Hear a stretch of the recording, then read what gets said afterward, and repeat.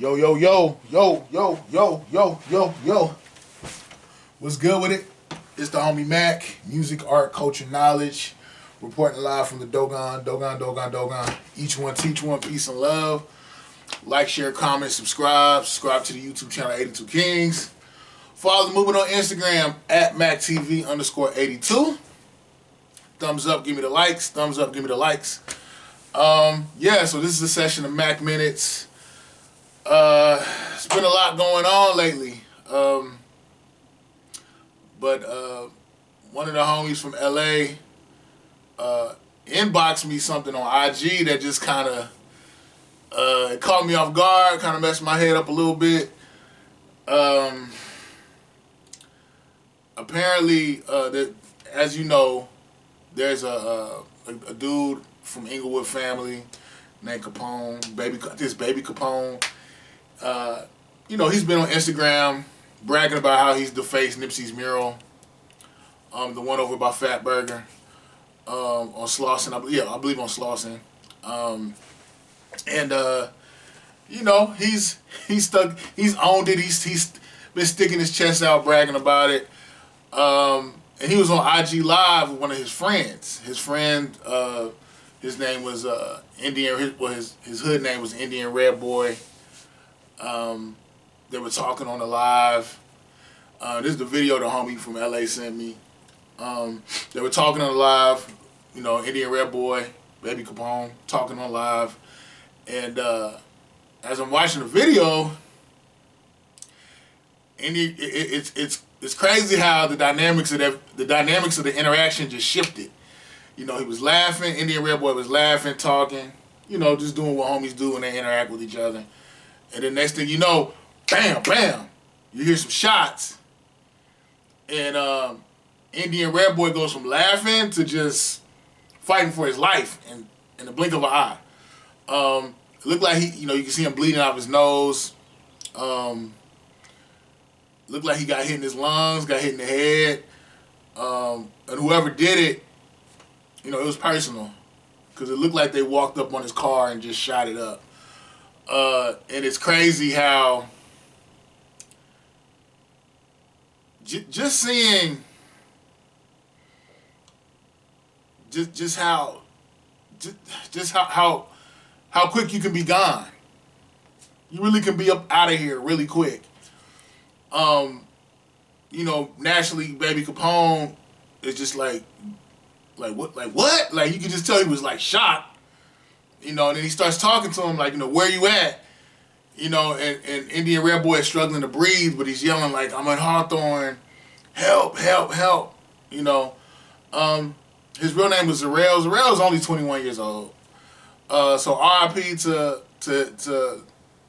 brother Zarrell. My condolences out to his family, his immediate family. If he had children, my condolences to his children.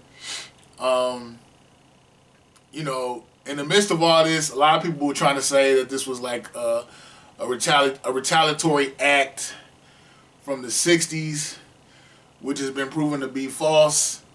60s had nothing to do with Indian Red Boy's murder.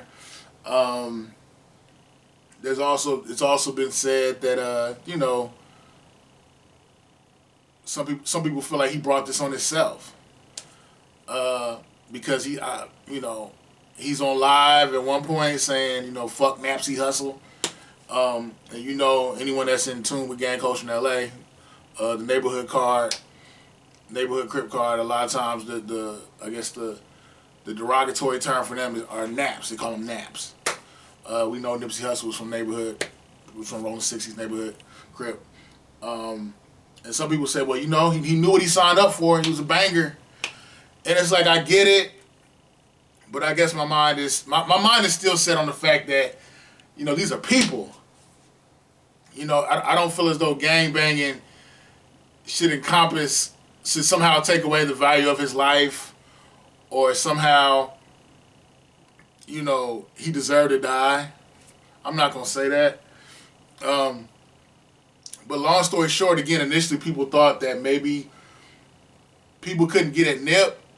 People couldn't get at Baby Capone, so they just figured, we'll clip one of your homies in front of you. But I don't. Again, it's. I don't think it was that. Apparently, I have no affiliation with Inglewood family. I have no affiliation with Hollywood Paru. But apparently, Indian Red Boy was a part of Hollywood Paru. He was dealing with a girl, and one of his homies was dealing with her too. They kind of shared her. It was known. There was no backdooring, no dirty macking. But apparently, Indian Red Boy started pillow talking and talking dirty, greasy about the other guy from the set. And so I guess the other dude is like, hey, let's catch a fade. Clearly you're in your feelings about this. So let's catch a fade. Like, you talking shit about me to her. It may not be true. I mean, this girl could have made it up. I don't know. But apparently this escalated to a fight. They caught a fade. Indian Red Boy got stomped out. And, normally when I guess maybe, it could be either a DP or just a fade, a head up in the set. Brothers are only going to let it go but so far. But apparently, like, they let it go very far.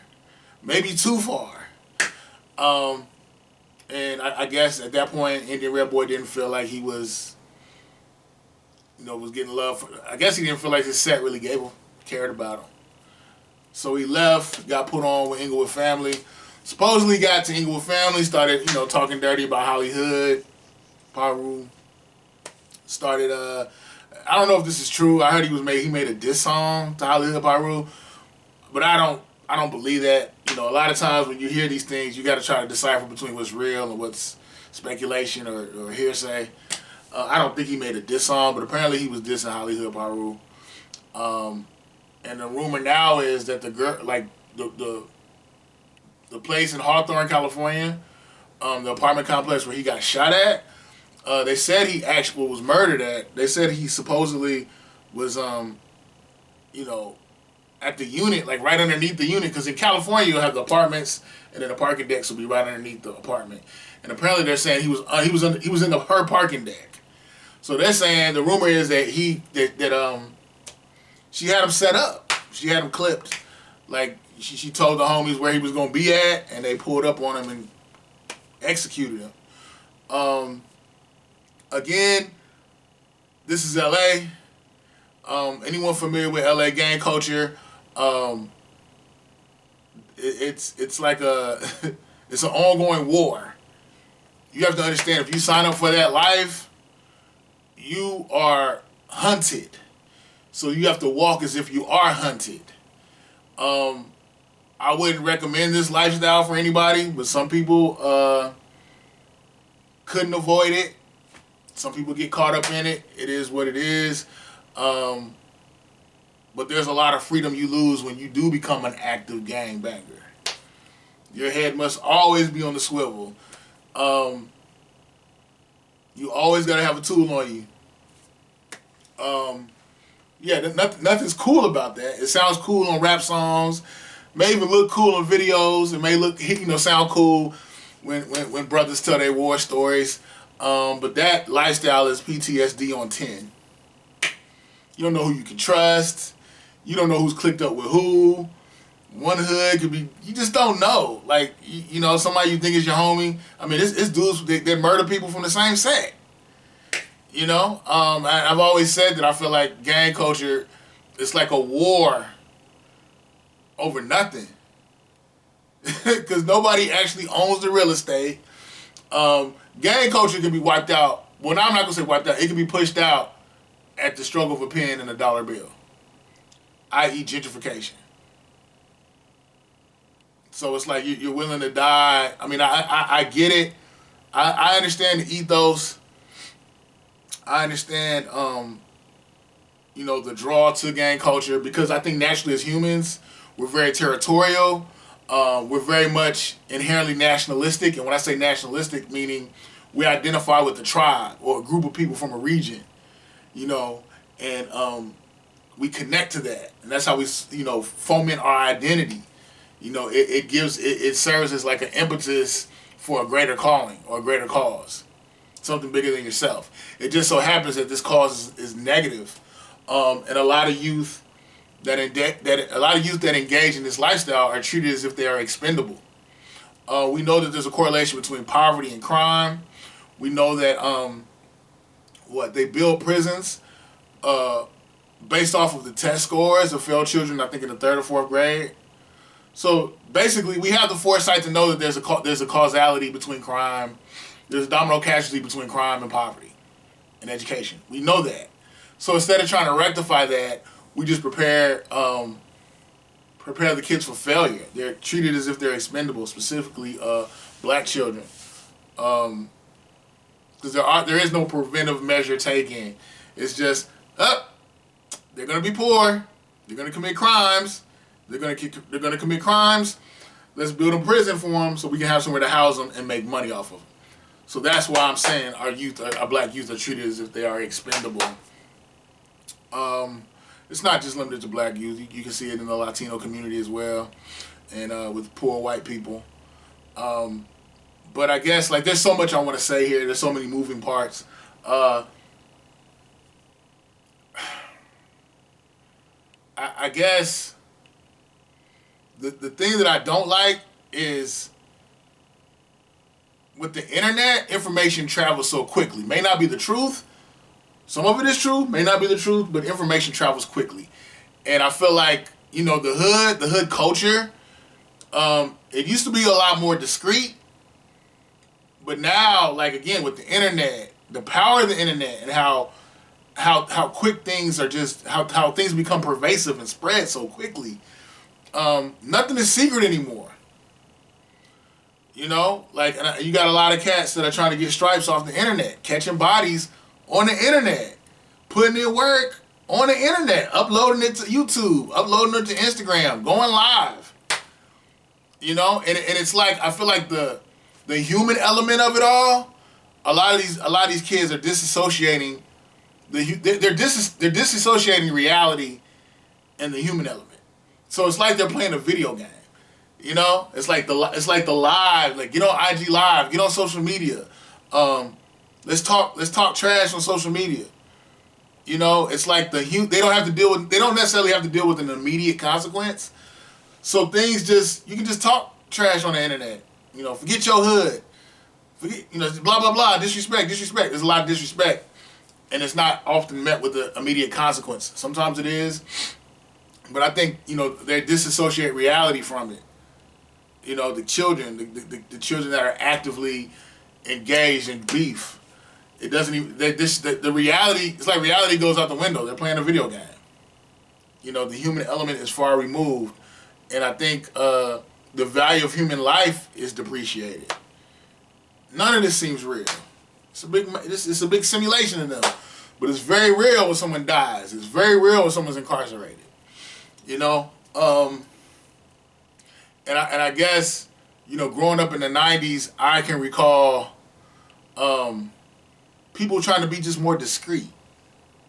People trying to go below the radar.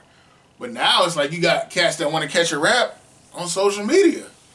And they got the nerve to say, stop snitching. Make that make sense. You snitching on yourself. You leaving the evidence for everybody to see.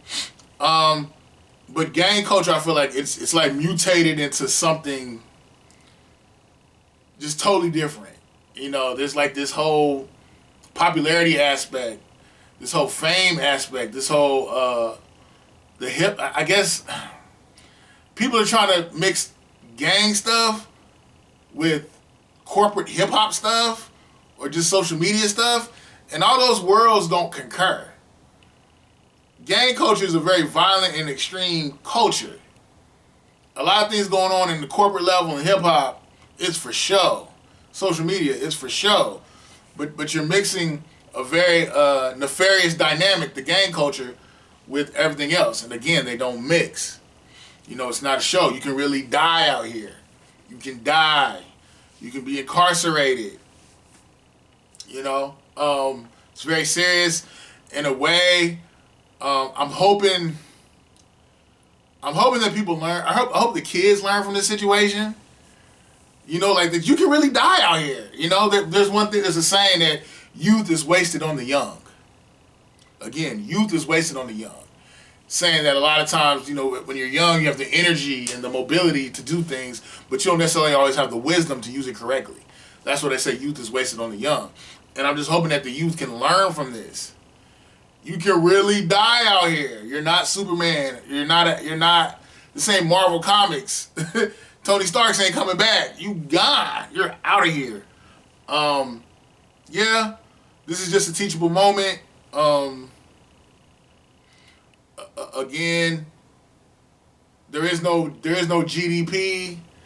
There is no true land ownership when it comes to gang culture. It's a war over nothing. I hate. I mean, it is what it is. And I think gangs can be socialized in more pro-social ways. I don't know exactly how yet. Maybe if they got on some FOI type stuff and we're really centered around community upliftment and group economics legally. But yeah, these are just my thoughts. RIP, Indian Red Boy. I'm hoping. I hope things don't just spiral out of control. I hope this doesn't beget more violence. I hope there doesn't become like, this whole war between Inglewood family and Hollywood Paru, or it just kind of spirals out of control. I hope this is mitigated. And the thing that just makes me sad about all this is black youth are expendable, and black youth are expendable. Black death rather, is a cash cow. And I just feel like at the end of the day, people are profiting off of this stuff that don't live in the community. It's almost like it's a form of entertainment for some people. Like it's the Hunger Games. Gang banging is the Hunger Games on social media.